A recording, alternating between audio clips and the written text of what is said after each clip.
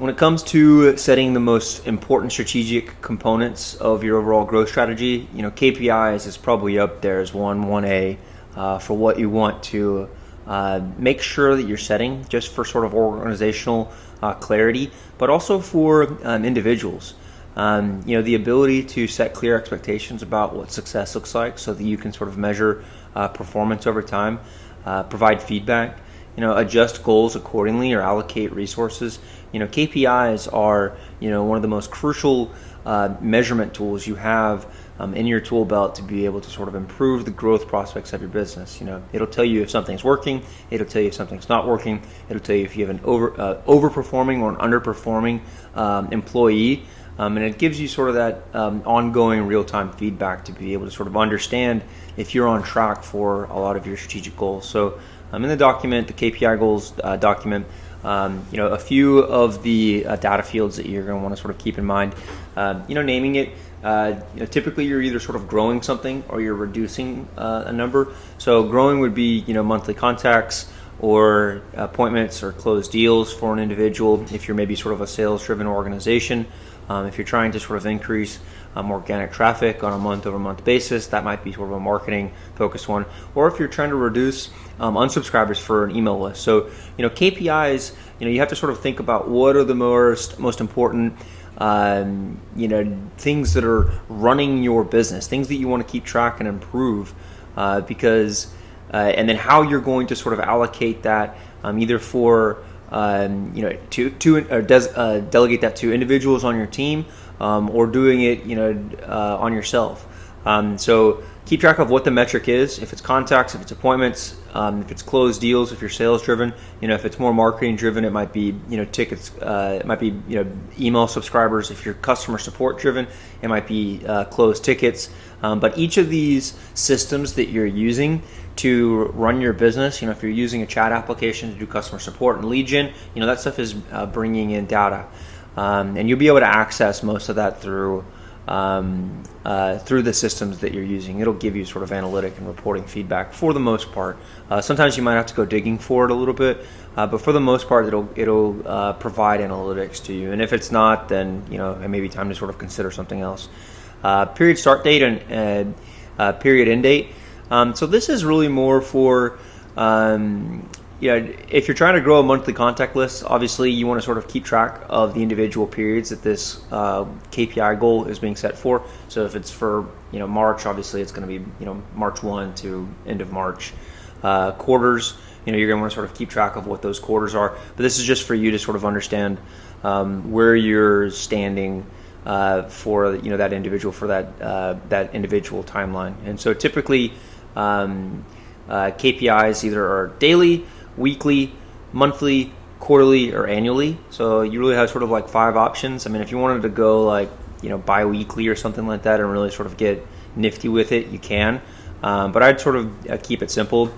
Keep in mind that, some of the goals you have, you don't want to be too granular on it. Like obviously, like, if you want to have daily goals of, 5, whatever, but you're going to have to continue to monitor every single day and fill in, how you're sort of keeping track of this every single day. And so if you can average that out so that it's over a month, it's going to simplify a lot for you for, how you sort of measure success. I tend to find that, sometimes, weekly goals are great.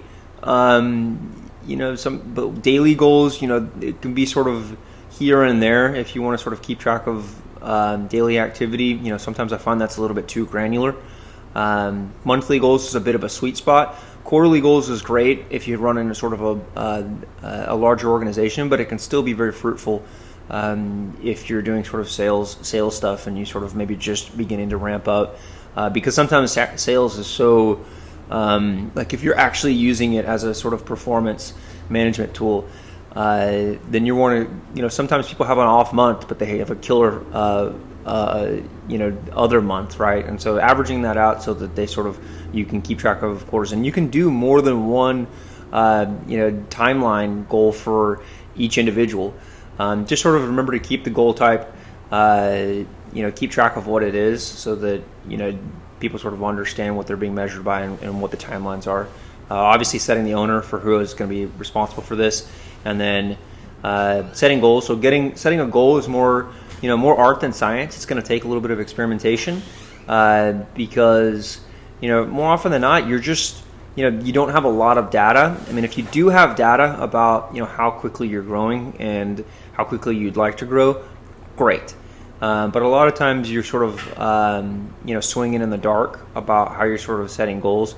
And so try and work back on it, right? If you can sort of say, okay, if 200 is our goal for the month, how many is that per each working day that needs to occur? If it's a more ambiguous number that's sort of ongoing, like organic traffic, you might end up doing setting an organic traffic goal, but a second complementary goal of writing a certain number of blog posts. And so thinking about how you can sort of tie outcomes into inputs, is also super important, because with sales, it's sort of directly related to inputs, right? So I can go to LinkedIn and find 200 contacts, and I'll know that I'm sort of hitting that number, and know that I'm going to get sort of a certain number of appointments out of that and a certain number of closed deals. But that certain top line volume number is something that I can actually affect, right? It just takes me time, effort going and finding 200 contacts. But some things that are a little bit more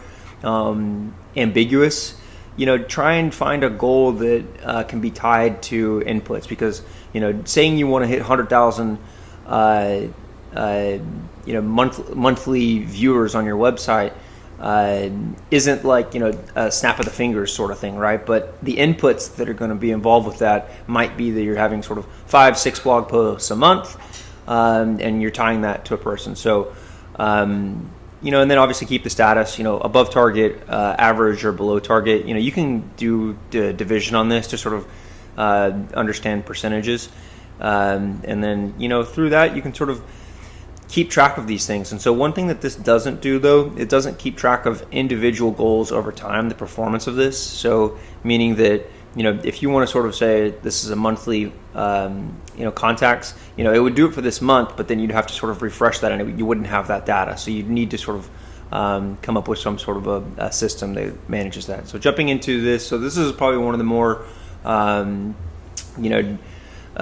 robust and sophisticated aspects of GrowthHound.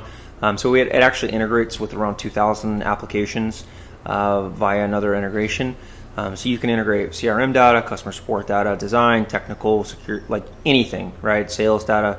And so it brings that data in. We can actually set goals on this, and it'll actually tell us over time if we're sort of under or overperforming. And we can set owners on this and do a whole bunch of other stuff. So you can see here, I'm keeping track of my booked appointments, closed deals, and contact lists. But in other parts of the application, I have some other metrics that I'm tracking but aren't necessarily setting as goals. So super important. The KPI stuff is no doubt one of the most important strategic topics that you need to take seriously, because if you're not measuring it, you can't improve it. And so something to keep in mind. But now you have at least sort of a simplified way to sort of keep people in check on what's important to the growth of the business.